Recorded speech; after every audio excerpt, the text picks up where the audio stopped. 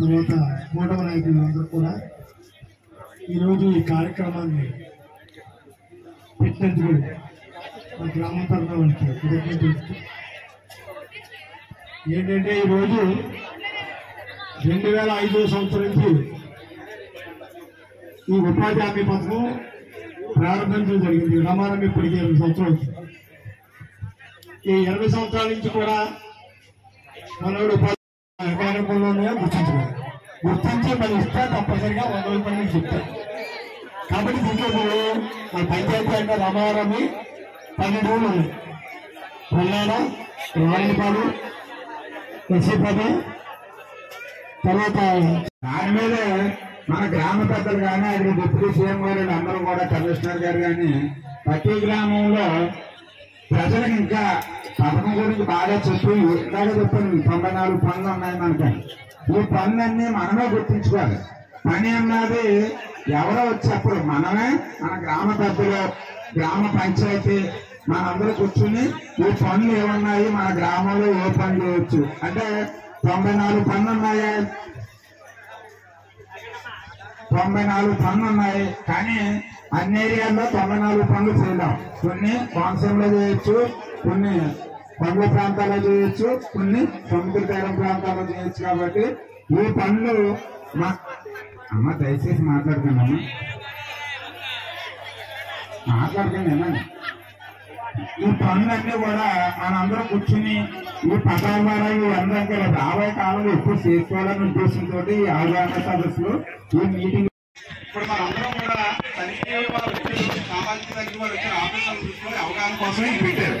ఇప్పుడు ఎలాగంటే పాన్పాపాటి మేట్లు ఎర్రబాబులను పట్టుకుని అక్కడ రైతులు మాకు కూడా నాయకులు ఉన్నారు. నాయకులు సజెషన్ తీసుకుని ఇక మీ పొలంలో ఎలా చేస్తామండి అని వర్క్ ఎవరు కల్పించాలి, మనమే కల్పించుకోవాలి. వర్క్ లేకపోతే పనే ఉంటుంది, పని మనం కల్పించుకోవాలి. ఆ రైతుల దగ్గర వెళ్ళి ఆ పాస్బుక్ తీసుకుని వాళ్ళు వర్క్ ఆర్డర్ చేస్తారు, వాళ్ళకి ఇవ్వాలి. ఆ మేట్లు అందులో ఉత్సాహంగా ఉండాలి. ఆ ఉత్సాహంగా మేట్లు వాళ్ళకి పని అన్నా ఇప్పుడు పని లేకపోయినా పని ఉన్నా మేట్లు ఉంటుంది. ఆ ప్రాబ్లం మనం వర్క్ కల్పించుకోవాలా. అమ్మా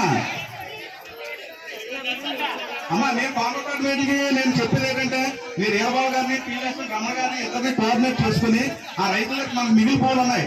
ఆ పూలతో పాస్బుక్లు తీసుకుంటే వర్క్ 100% పూర్తి చేసుకోవచ్చు. మనం అది మీరు ఉత్సాహంగా మీరు వాళ్ళకి మీరు కోఆర్డినేట్ చేసుకుని చేయండి. నేను మొదటి నుంచి చెప్పేది దినాలు ఉన్నాయో అవి అందరికీ కూడా సక్రమంగా చెప్పాలని, అన్ని కుటుంబాల్లో కూడా పని కల్పించే విధంగా కూడా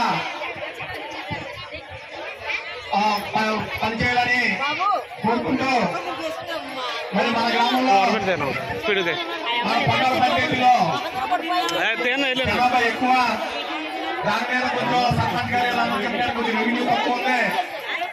మిగతా రైతులతో అన్నా